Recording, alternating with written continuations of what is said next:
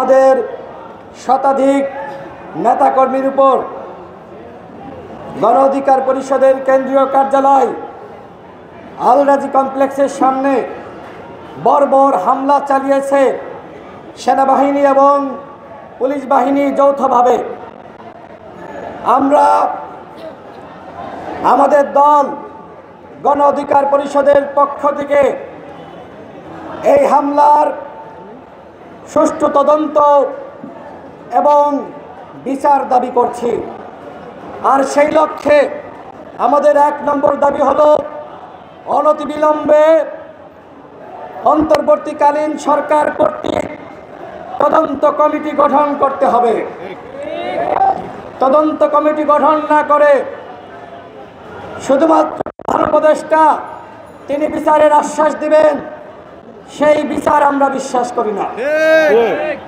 প্রধান উপদেষ্টাকে ধন্যবাদ জানাই, তিনি কল করে নুরুল হক নূরের খোঁজ দিয়েছেন এবং আশ্বস্ত করেছেন যারা এই ঘটনার সাথে জড়িত তাদের বিরুদ্ধে আইনানুগ ব্যবস্থা গ্রহণ করা হবে। যেহেতু আশ্বাস দিয়েছেন সেহেতু আজকের মধ্যে তদন্ত কমিটি গঠন করতে হবে। আজকের পরে নয়, আমি স্পষ্টভাবে বলছি, আজকের মধ্যেই তদন্ত কমিটি গঠন করতে হবে। আমাদের ২ নম্বর দাবি, যেহেতু স্বরাষ্ট্র উপদেষ্টা তিনি দায়িত্ব পালন করতে পারছেন না, যেহেতু তিনি ব্যর্থ, যেহেতু তিনি নির্লজ্জ, যেহেতু তিনি বেহায়া, সুতরাং এই রকম বেহায়া স্বরাষ্ট্র উপদেষ্টা আমরা দেখতে চাই না। তিনি পুরোপুরি ব্যর্থ।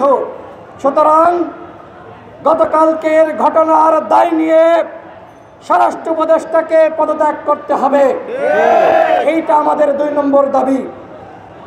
আমাদের ৩ নম্বর দাবি, জাতীয় পার্টিকে আগামী ৪৮ ঘন্টার মধ্যে নিষিদ্ধ করতে হবে। যেমনি ভাবে আওয়ামী লীগকে নিষিদ্ধ করা হয়েছে, ঠিক একইভাবে এই জাতীয় পার্টি সহ স্বৈরাচারের দোসর তাদেরকে নিষিদ্ধ করতে হবে। অর্থাৎ আমি আবারও বলছি, আমাদের ৩টা দাবি। ১ নম্বর, গতকালকের ঘটনার তদন্ত কমিটি গঠন করতে হবে এবং দায় নিয়ে স্বরাষ্ট্র উপদেষ্টার পদত্যাগ করতে হবে। ৪৮ ঘন্টার মধ্যে জাতীয় পার্টিকে নিষিদ্ধ করতে হবে।